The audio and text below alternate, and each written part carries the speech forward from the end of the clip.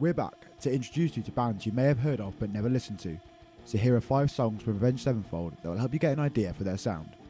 The Californian 5-piece have been around for 20 years and have released 7 albums so far. So let's take a look back at some of the songs to get you started, and here is the Avenged Sevenfold Beginner's Guide.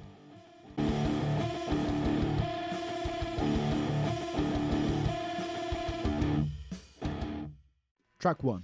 Unholy Confessions.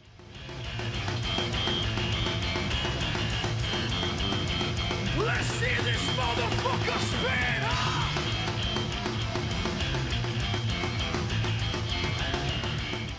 The only single released from the sophomore album Waking the Fallen in 2003, Unholy Confessions is an old classic that Avenged Sevenfold fans in particular hold dear, and for many, was the song that first drew them into the band.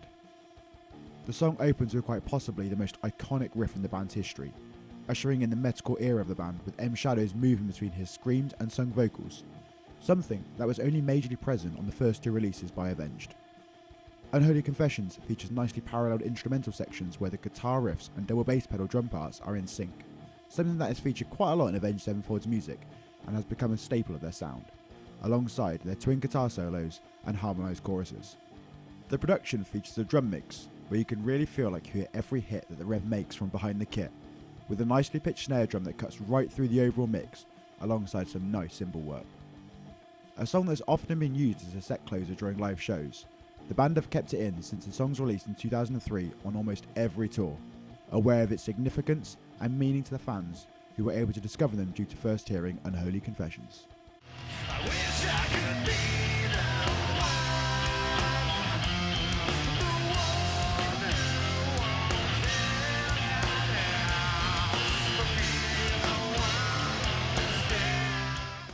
Track 2.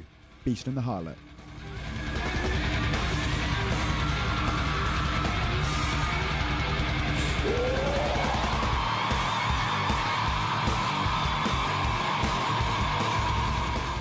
The third single from 2005's breakthrough album City of Evil, Beast and the Harlot became a big anthem in the Avenged Sevenfold discography, and possibly one of the most important songs that the band has ever recorded and released. Another big riff to kick off the song, Beast and the Harlot signified a new era for the band, dropping much of the metalcore sound they had been known for, in favour of a much more heavy metal and hard rock style as heard across the whole release of City of Evil. This song still shows off some of the most traditional A7X moments, with multiple dual guitar riffs and harmonised solos, creating a distinct sound that is so easily identified in their music to this day. A melodic chorus hooks you in with a higher range in vocals from M Shadows, allowing him to show off more of his versatility compared to what listeners have previously heard. The song tells the story of chapter 17 in the book of Revelations in the Bible, detailing the 7-headed beast and the harlot who rides him as they try and gain power and wealth from the rulers of the world. M Shadows had mentioned before that the song was written in his garage, and that it was never played by the band in full before it was recorded, and only existed on his computer. Beast and the Harlot was one of the biggest metal tunes of the 2000s, and alongside City of Evil's other big single, Backcountry, propelled Avenged Sevenfold into a top tier status amongst the metal scene.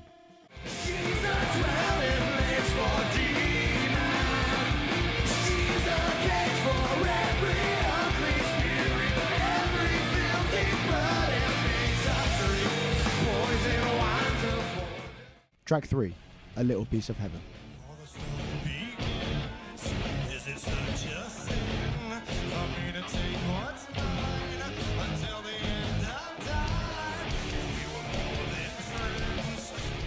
The self-titled and self-produced 4th album from A7X saw a different direction taken in some of the musicality, with much more experimentation in their songwriting. One of the key examples of this is the 8-minute epic A Little Piece of Heaven.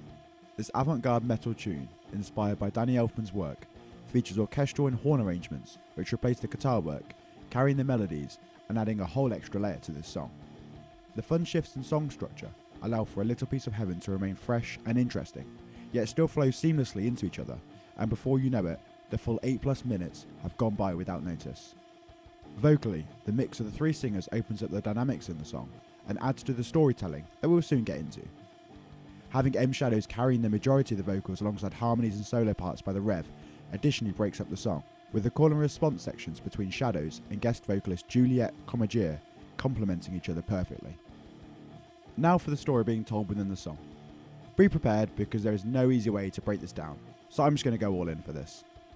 A Little Piece of Heaven is about a couple in a relationship where the man begins to fear that something will go wrong between them, and so decides to take control, murder his girlfriend, and I guess continue the relationship? Now stay with me here. The girlfriend comes back from the dead and then proceeds to kill the man in the exact same way that she was killed. Eventually, he's also raised from death. The couple reconcile, get married for the rest of their unnatural life, before going on a killing spree together.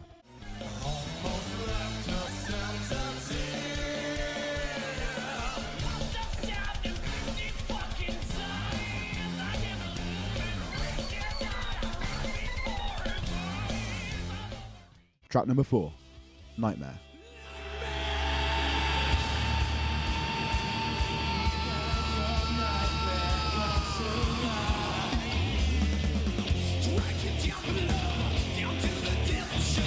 Album number 5 came at a very important time in the band's history.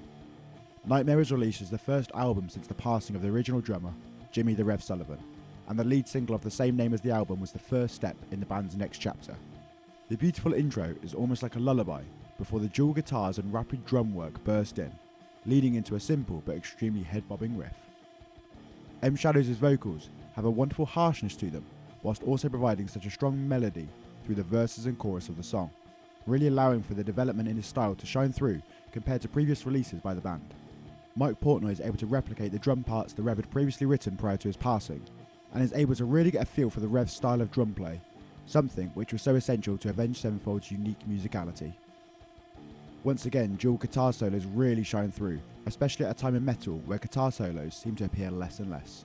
It's still refreshing to hear Avenged Sevenfold continue their style, but still show they have progressed over the duration of their career.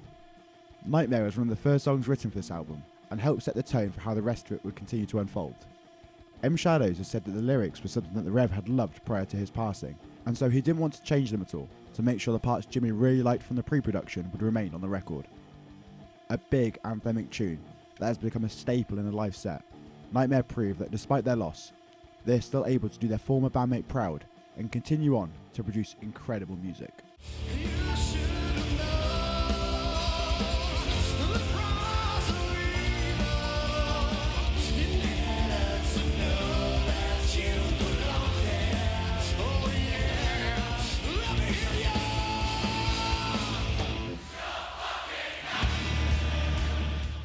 Track number 5, Shepherd of Fire.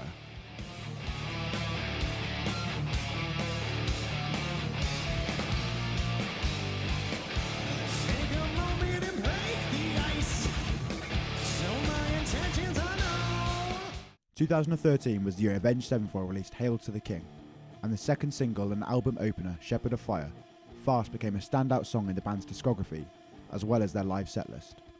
Opening with just a single guitar, with more instruments being added as the intro section progresses, the riff slowly develops over time as you hear it building. The verse once again features a nice complementary instrumental between the riff and the double bass drum hits, giving emphasis to the attack and groove of the song. M Shadows' vocals have a strong delivery and help carry the melody throughout the song, with some great phrasing of the lyrics over bar lines to keep the song pushing forwards. A nice virtuosic guitar solo with some harmonised sections still does not get old, and helps firmly stamp the A7X sound and keep them as part of the upper echelon of heavy music. As part of the album Hail to the King, this song sets the tone for the grooviness that carries on throughout the rest of the duration of the LP. M Shadows said of the song itself that the tribalistic tom sections on the drums make you feel like you're being dragged down to hell, with it also being an apocalyptic call to arms. Shepherd of Fire was able to cross into the world of gaming, and even at this point in the band's history, help new people to discover their music, with both Call of Duty Black Ops 2 and EA Sports UFC featuring this song.